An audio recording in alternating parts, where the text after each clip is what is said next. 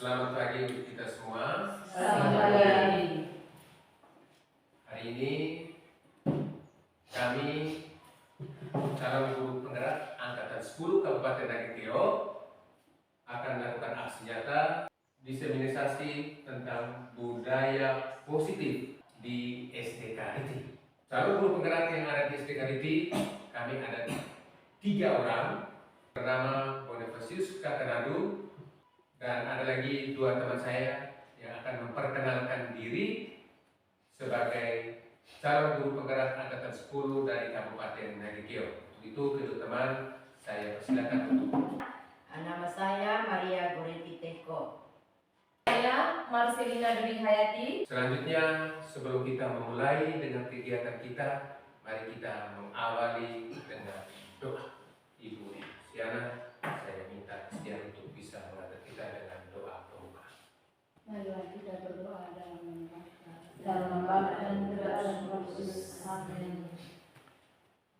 Ya Bapa dalam surga, puji syukur yang terkena kepadamu atas segala berkat yang sepanjang hari pada ini dapat berjalan dengan lancar sesuai dengan kehendak-Mu. Memuliakan nama ini dan sepanjang masa. Amin. Dalam Bapa dan Putra dan Roh Kudus. Amin. Selanjutnya, kita sebelum memulai dengan materi kita membuat terlebih dahulu kesepakatan kelas kita. Saya coba memulai dengan kesepakatan yang pertama, berdoa sebelum dan sesudah kegiatan. Selanjutnya saya persilakan untuk Bapak Ibu kita bisa memberikan kesepakatan untuk kita jalankan di kesempatan pagi ini. Saya persilakan untuk bisa mengacungkan tangan. Ya, Ibu Den, silakan. Mengacungkan tangan jika ingin berbicara. Yang berikut lagi, ya Ibu Ros. Meminta izin jika ingin meninggalkan ruangan. Ya kita.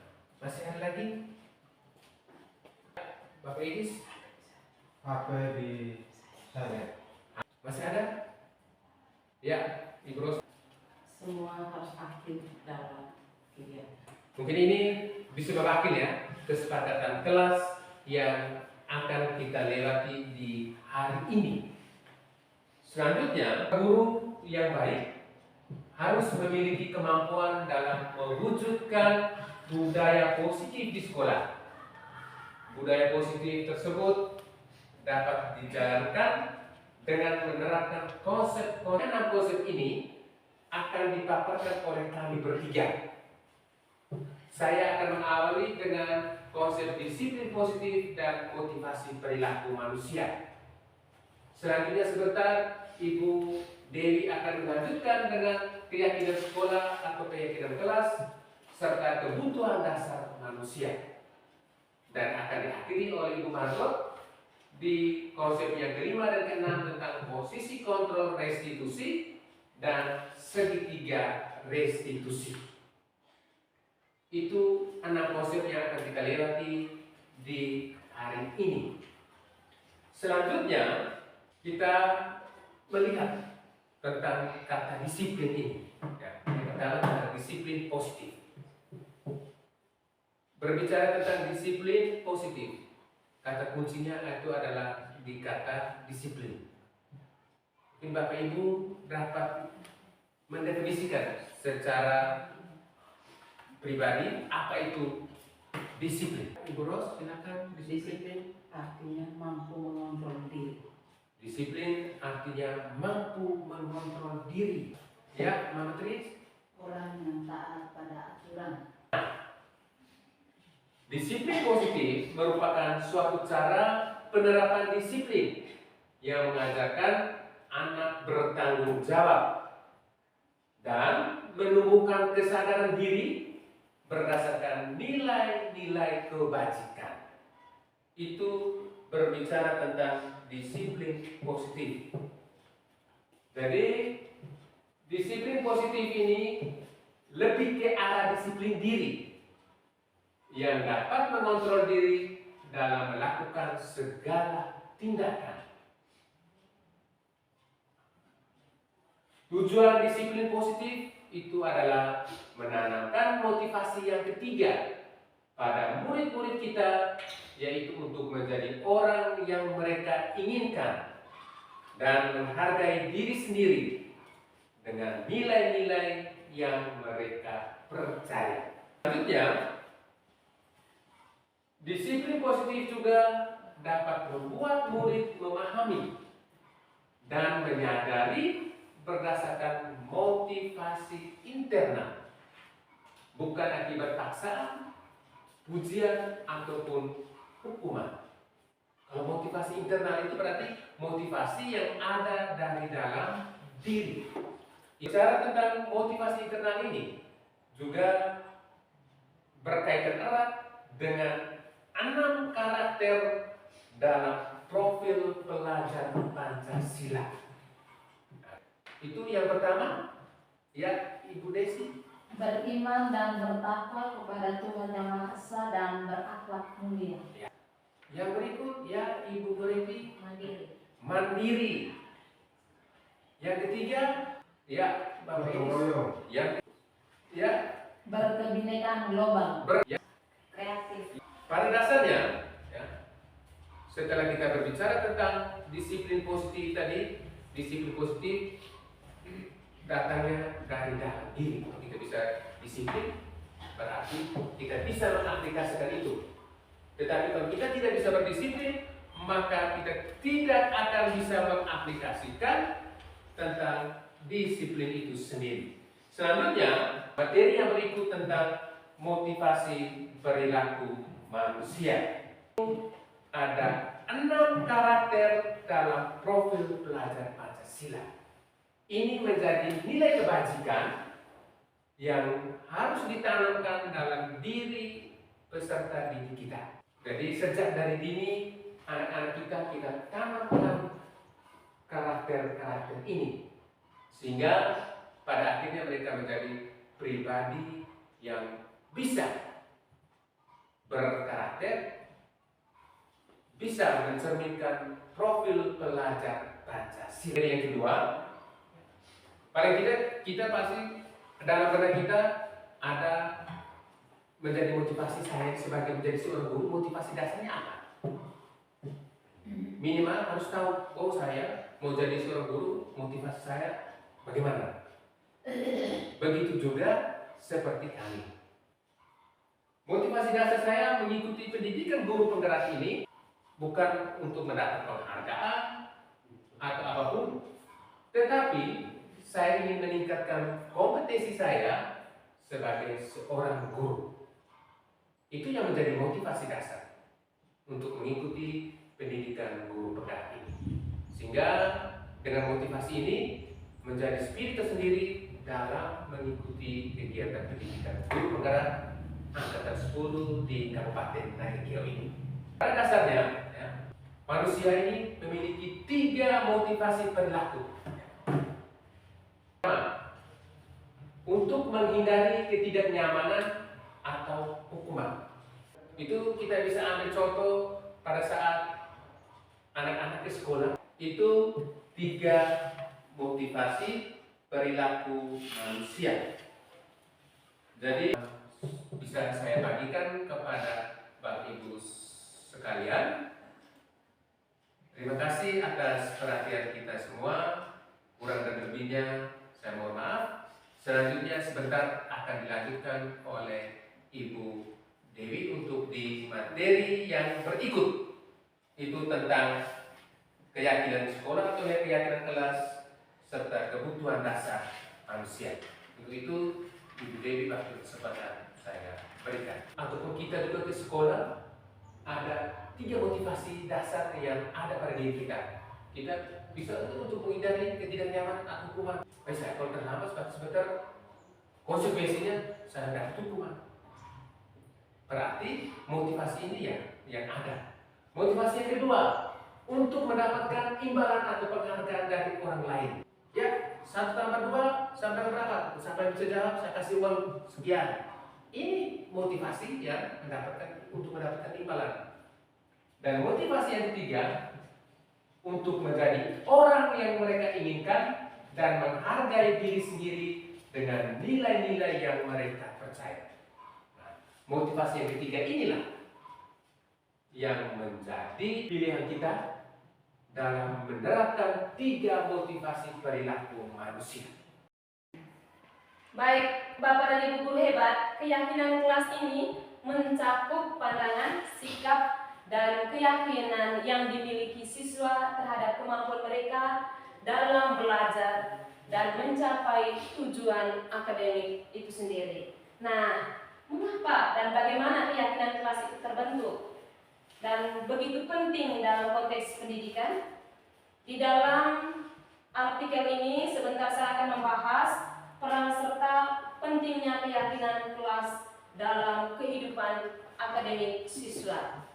Keyakinan kelas itu bukanlah suatu hal yang muncul secara tiba-tiba begitu saja, tetapi mereka berkembang seiring dengan waktu melalui pengalaman siswa di lingkungan pendidikan itu sendiri.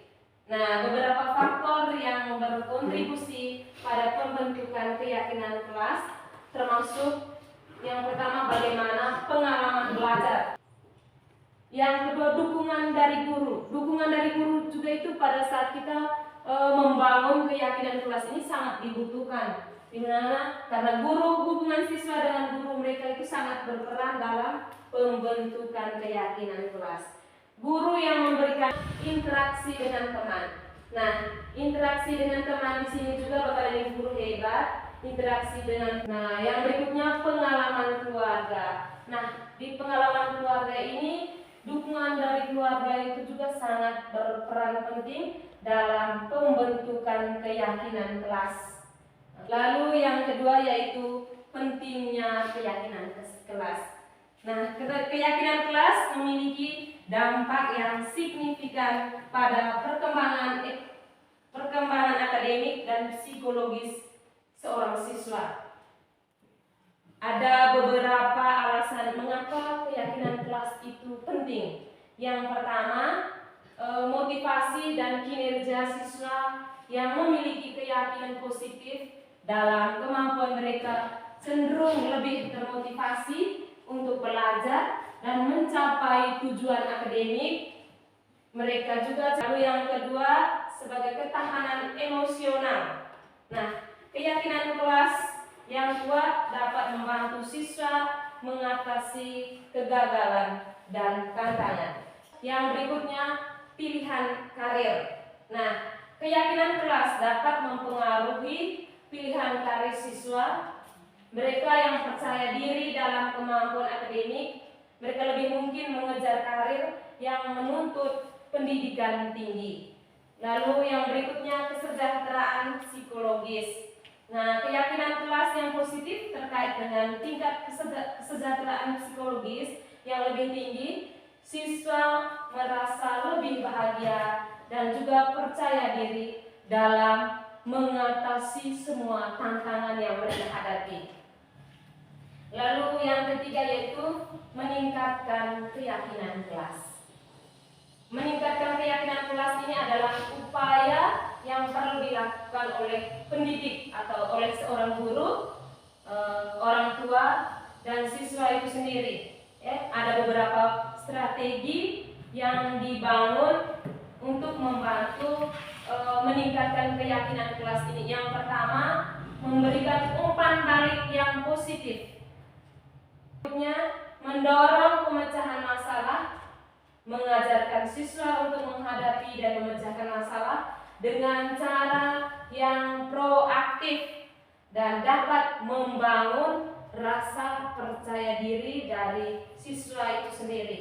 Yang ketiga, mengatasi pendidikan para perbandingan negatif. Yang berikutnya, mengembangkan keterampilan belajar, memperkuat keterampilan belajar dan strategi belajar yang efektif dalam membantu siswa untuk lebih kompeten dalam mengikuti pembelajaran. Yaitu keyakinan kelas adalah komponen penting dalam kesuksesan pendidikan. Mendorong dan memperkuat keyakinan ini adalah tanggung jawab bersama pendidik, orang tua, dan siswa itu sendiri. Nah, Bapak dan Ibu guru hebat, itu saja materi tentang keyakinan kelas. kebutuhan dasar manusia. Kebutuhan dasar manusia di sini ada 5 dan Bapak Guru hebat. Yang pertama itu kebutuhan akan bertahan hidup. Nah, kebutuhan ini dapat bersifat fisiologis seperti makan, minum, dan juga bernafas. Nah, kebutuhan yang kedua yaitu kebutuhan akan kasih sayang dan rasa diterima. Setiap manusia itu memerlukan kasih sayang dan rasa diterima dari orang-orang di sekitarnya. Diterima oleh orang-orang di sekitar itu tumbuh sebagai pribadi yang percaya dan mempunyai rasa empati. Nah, kebutuhan dasar yang ketiga yaitu kebutuhan akan kebebasan. Menurut William Russell, kebutuhan menjadi 2 yaitu kategori, yakni kebebasan dari rasa sakit dan kebebasan dari rasa memilih. Nah, lalu yang keempat yaitu kebutuhan akan kesenangan. Nah, kebutuhan bagaimana kita menciptakan suatu pembelajaran di dalam kelas yang menyenangkan, yang menurut mereka yang akan memenuhi rasa kesenangan mereka. Lalu yang terakhir yaitu kebutuhan akan kekuasaan. Dengan memberikan pujian dan hadiah kepada siswa saat mencapai prestasi atau melakukan hal-hal baik. Di sini dianjurkan untuk materi kebutuhan dasar manusia dan juga keyakinan kelas. Mungkin cukup sampai di sini. Nah, selanjutnya mungkin ada teman-teman guru yang mau menanggapi tentang materi yang saya sudah bawakan. Baik, terima kasih atas kesempatan yang diberikan. Saya akan bertanya mengenai materi yang telah dipaparkan di materi yang pertama, yaitu tentang keyakinan kelas. Pertanyaan saya, bagaimana cara Ibu merumuskan keyakinan kelas itu sendiri? Oke, baik, terima kasih Ibu Goreti. Untuk merumus keyakinan kelas itu adalah suatu langkah yang paling penting untuk dapat menciptakan lingkungan belajar yang kondusif dan memotivasi. Nah, cara merumuskannya yaitu yang pertama kita bertanya dulu kepada siswa tentang harapan kelas, apa yang mereka mengharapkan kelas ke depannya. Lalu ajak para siswa berbicara tentang apa yang mereka harapkan dalam kelas. Lalu yang berikutnya membuat pernyataan-pernyataan positif. Lalu yang terakhir, jadikan keyakinan kelas konsisten dan mudah diingat. Contohnya, setiap siswa berhak untuk belajar dan berkembang. Itu saja dari saya hari ini tentang keyakinan kelas dan juga kebutuhan dasar manusia itu. Selanjutnya saya serahkan kepada teman saya yaitu Ibu Maria Goreti. Terima kasih. Guru hebat. Sekarang saya akan melanjutkan pemaparan materi saya yaitu tentang posisi kontrol guru dan segitiga restitusi. Jadi menurut Dian dosen ada 5 posisi kontrol seorang guru terhadap siswa. Nah, posisi yang pertama ini sebagai penghukum. Posisi yang kedua sebagai pembuat orang merasa bersalah. Posisi yang ketiga sebagai teman. Posisi yang keempat sebagai monitor atau pemantau. Dan posisi yang kelima sebagai manajer. Posisi yang pertama sebagai penghukum. Seorang penghukum dapat menggunakan hukuman fisik dan verbal. Kedua, sebagai pembuat orang merasa bersalah. Nah, pada posisi ini berapa kali ibu harus memberitahu kamu ya. Posisi yang berikut sebagai teman. Nah, posisi sebagai teman ini guru tidak akan menyakiti murid, tetapi akan selalu berusaha mengontrol siswa melalui persuasi. Berikut posisi sebagai monitor atau pemantau. Posisi pemantau ini berdasarkan peraturan dan konsekuensi dengan memisahkan hubungan pribadi. Dengan pertanyaan yang bisa diajukan itu, misalnya apa yang telah kamu lakukan. Dan posisi yang kelima itu posisi manajer. Posisi manajer atau posisi mentor, di mana guru itu berbuat bersama dengan siswa, mengajak siswa untuk mempertanggungjawabkan perilakunya, mendukung siswa menemukan solusi atas permasalahannya sendiri. Nah, murid diajak untuk menganalisinya, apakah kamu bersedia untuk memperbaikinya. Kelima posisi kontrol guru ini tujuannya itu adalah mencapai posisi manajer, di mana pada posisi ini siswa dapat menjadi pribadi yang mandiri, merdeka, dan bertanggung jawab atas segala perilaku dan sikapnya yang pada akhirnya dapat menciptakan lingkungan yang positif, aman, dan nyaman. Kita itu di sekolah, ketika siswa melakukan permasalahan atau persoalan, misalnya siswa datang terlambat atau berkelahi dengan teman, kita akan menyelesaikan persoalan itu dengan menggunakan segitiga restitusi. Nah, langkah-langkahnya itu segitiga restitusi. Yang pertama itu kita menstabilkan dulu identitas. Kemudian langkah yang kedua, kita validasi dulu tindakan yang salah. Lalu langkah yang ketiganya itu menanyakan keyakinan. Yang pertama, menstabilkan identitas di sini. Sisi ini merupakan bagian dasar dari segitiga yang bertujuan untuk mengubah identitas anak dari yang gagal karena melakukan kesalahan menjadi orang yang sukses. Nah, di sini validasi tindakan yang salah. Restitusi tidak menyarankan guru berbicara kepada siswa bahwa melanggar peraturan adalah sikap yang baik. Tetapi dalam restitusi harus memahami peraturan adalah alasan dan memahami bahwa setiap orang pasti melakukan hal yang terbaik pada waktu tertentu. Untuk itu perlu dilakukan validasi terhadap kebutuhan dari siswa dengan menggunakan contoh kata-kata yang bisa kita gunakan untuk validasi tindakan yang salah. Kamu pasti punya alasan mengapa kamu melakukan hal ini. Ya, menanyakan keyakinan. Setelah kita melalui langkah yang pertama dan yang kedua tadi, maka anak itu telah siap untuk dihubungkan dengan nilai-nilai yang dipercaya dan berpindah menjadi orang yang diinginkan. Nah, contoh pertanyaan untuk menanyakan keyakinan ketika anak melakukan kesalahan ini, yang pertama kita bisa menggunakan kata-kata keyakinan kelas apa yang sudah kita langgar. Dari hasil pemaparan yang ada ini, kita bisa merefleksikan diri kita sendiri. Kira-kira selama ini kita sudah berada di posisi yang mana? Dari sini saya bisa minta salah satu Bapak Ibu Guru mungkin bisa merefleksikan pengalaman yang sudah pernah dilakukan selama ini. Saya persilahkan. Ya, Bapak Egis, silahkan. Terima kasih atas kesempatan yang diberikan.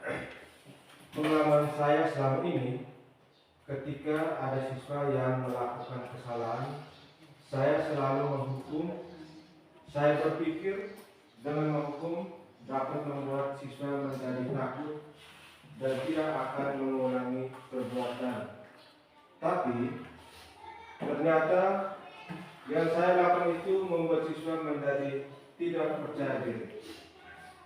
Setelah saya mendengar penjelasan, saya berpikir lebih baik saya menjadi guru di posisi manajer. Mungkin itu saja yang saya bisa. Ya, baik, terima kasih kepada Pak Egis. Kita semua sebagai guru juga, kita diharapkan untuk bisa menjadi posisi yang terakhir itu. Kita bisa memposisikan diri kita pada posisi manajer. Nah, jadi baik.